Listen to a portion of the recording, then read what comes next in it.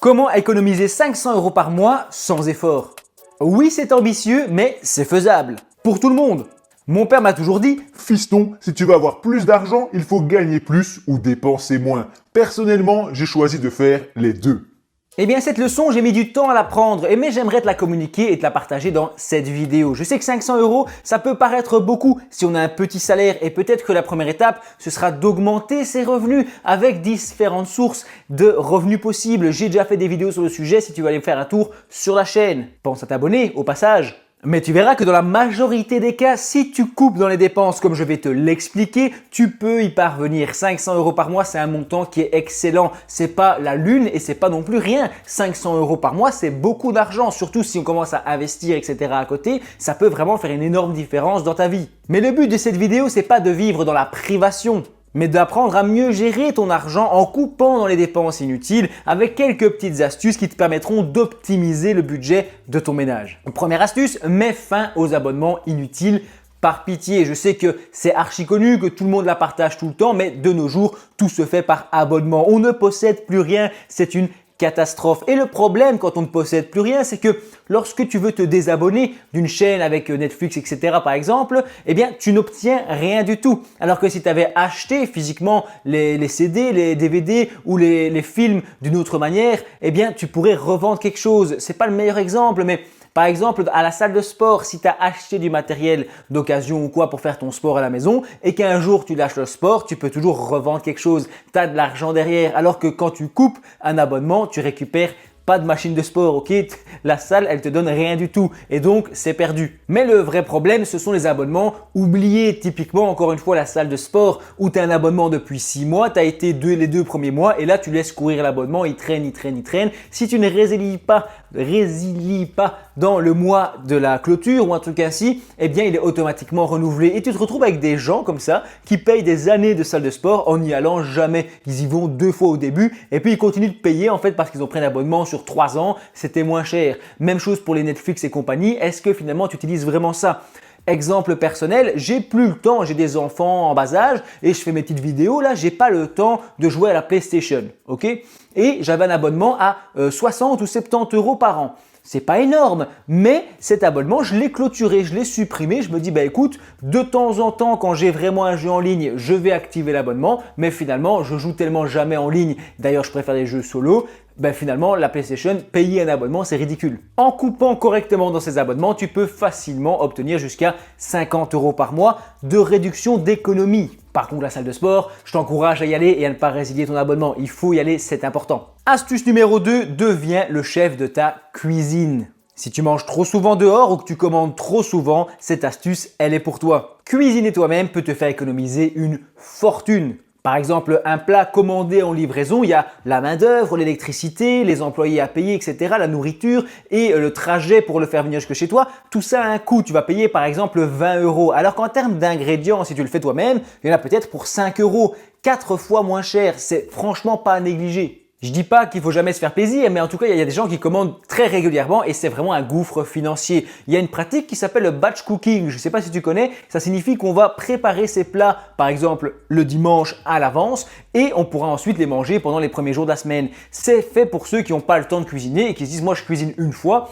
et je fais mes plats pour plusieurs jours. Ça te permettra aussi de surveiller ta diète et d'être efficace. Dans cette deuxième astuce, je peux aussi te parler des économies qu'on fait en gérant correctement son frigo. Trop de gens ne sont même pas capables de gérer leur propre frigo. Il y a, on estime, 15% de nourriture jetée par les Européens. Donc dans l'Union européenne, les gens jettent 15% de ce qu'ils achètent en moyenne. Ça veut dire que sur un caddie à 100 €, il y a 15 € qui vont partir à la poubelle parce que c'est périmé, parce qu'on a mal géré, parce qu'il y a des restes, etc. et qu'on va jeter. Troisième astuce, maîtrise les coûts liés à l'énergie. On le sait, les prix de l'énergie explosent. Énergie.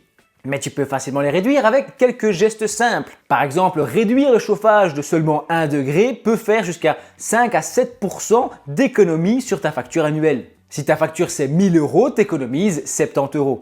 Éteins la lumière quand tu n'es pas dans la pièce, remplace tes ampoules par des LED qui consomment beaucoup moins, débranche les appareils en veille qui ne servent à rien, mets des rideaux pour l'isolation en hiver.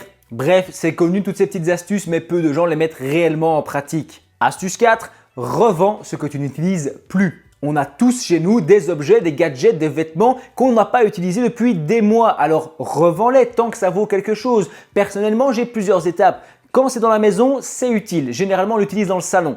Ensuite, ça va migrer dans des armoires, d'accord, où on se rend compte qu'on l'utilise une fois l'an. Ensuite, ça va migrer dans le grenier. Et une fois que c'est au grenier, là, on va l'utiliser une fois tous les 2 ans. Et donc, avec mon épouse, de temps en temps, on va faire un tour au grenier. On fait un récap de ce qu'il y a et on se dit, purée, il y a des trucs. Je suis désolé, l'appareil machin bazar là, qui fait des crêpes spéciales, on l'utilise une fois tous les 3 ans, ça sert à rien, revendons-le, ça fera 20 € de gagné. Et c'est comme ça que tu peux franchement récupérer pas mal de sous grâce à la revente de tes objets. Tu es plus riche que ce que tu ne le penses, tu es plus riche que ce que tu penses. Surtout si tu as des vieilles consoles de jeux, des vieilles cartes Pokémon, etc. Tout ça, c'est des trucs qui peuvent être une véritable mine d'or. Alors fais un peu des fouilles chez toi. Astuce 5, utiliser les cashbacks. Je ne sais pas si tu connais. C'est une méthode qui permet de récupérer une partie de l'argent que tu dépenses. C'est comme une réduction, un rabais, mais après l'achat. Tu fais par exemple 400 € de course et tu as un cashback de 5%, ça fait 20 € de récupérer.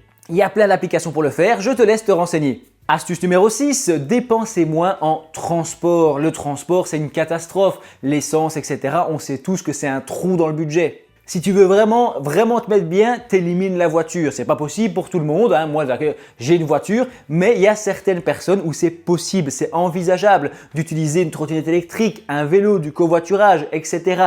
Et dans un couple, par exemple, d'avoir une seule voiture pour le ménage. C'est très contraignant, on est d'accord, mais là on parle de 500-600 € d'économie par mois rien que pour un véhicule que tu supprimes. Si tu gardes une voiture par personne, évidemment, tu réduis les trajets inutiles, tu essaies de faire attention à ta consommation, tu essaies de faire du covoiturage, etc., etc. Il y a moyen. À une époque, personnellement, j'avais une voiture, d'accord, et j'allais jusqu'à la gare en voiture, puis je prenais le train, et avec le train, j'arrivais sur place, je prenais ma trottinette électrique. Je l'ai fait pendant 2 ans à un moment, et je peux te dire que j'ai économisé gros. Je me rendais compte que finalement, je faisais même plus un plein par mois, alors qu'avant, j'en faisais 4 et donc ça m'a fait une fameuse différence. À la fin, quand j'ai changé de boulot, j'ai revendu la trottinette quasi au prix que je l'avais acheté en seconde main et j'étais content.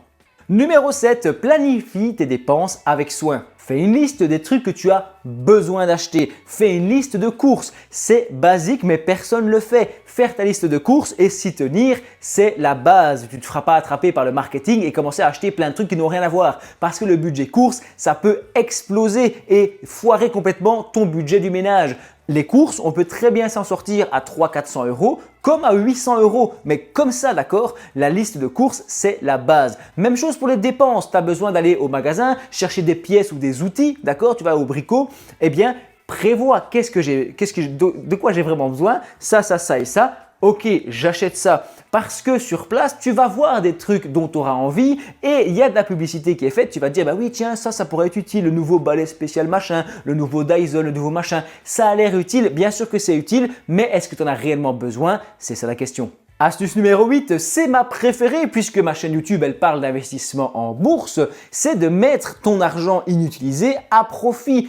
Investir dans des actions, des ETF ou des produits financiers ou dans l'immobilier locatif pour acheter une maison, louer, etc. Ça dépend de ce qui te plaît. Il y a aussi les fameuses crypto-monnaies. Te former sérieusement et commencer à investir va permettre de faire rapporter de l'argent à ton argent. Et quoi de mieux quand on cherche à économiser si tu es sur ce genre de vidéo que de gagner de l'argent avec son argent en faisant rien. Je défends très mal le truc, mais va voir sur la chaîne, c'est sérieusement intéressant franchement. Pour te donner un exemple, j'ai fait la simulation avec 500 € par mois. 500 € par mois. Investi dans un ETF monde classique, donc c'est un placement qui récapitule plein d'entreprises. Il y a 1500 entreprises dans l'indice, donc c'est un fonds de placement en bourse. Ça rapporte en moyenne 6 à 7%.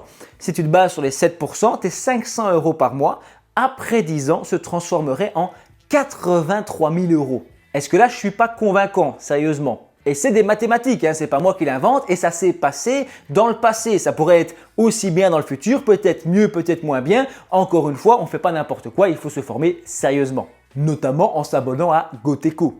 Ici. Neuvième et dernière astuce, il faut transformer l'économie en jeu. Finalement, le business, l'économie, la finance, tout ça c'est un jeu avec des objectifs, des paliers, d'accord? Des défis personnels. Par exemple, tu peux te dire je vais faire un mois sans acheter de vêtements. J'ai essayé de le faire avec ma femme, ça n'a pas marché. Tu vois, moi je l'ai déjà fait plusieurs fois, passer un mois, 2 mois, 3 mois sans acheter de vêtements en me basant sur les vêtements que j'avais déjà. Et je me suis rendu compte qu'en fait, j'avais à crever de vêtements. Ensuite, tu pourrais par exemple te dire je joue aux jeux vidéo. Je vais rester sur mes anciens jeux que j'aime pourtant et éviter, je vais dire ok, j'achète pas de jeu pendant 3 mois. Tu pourrais aussi avoir un objectif, 10 000 € à atteindre sur un compte par exemple ou investi. Ça, c'est transformer l'économie en jeu. Tu peux en parler avec d'autres personnes, faire des petites compétitions. Bref, transformer cette idée d'économie en jeu parce que l'argent ne doit pas forcément être un tabou, d'accord? Tout le monde en a, tout le monde en veut. Il y a un moment où on peut en parler. D'ailleurs, finalement, avec toutes ces astuces, tu pourras économiser bien plus que 500 € si tu t'y prends bien. Si tu veux parler d'argent, on se retrouve en commentaire. N'hésite pas à visiter la chaîne et à t'abonner s'il y a des trucs qui t'intéressent. Tu peux aussi regarder cette vidéo et moi je te dis merci d'avoir regardé la mienne jusqu'au bout.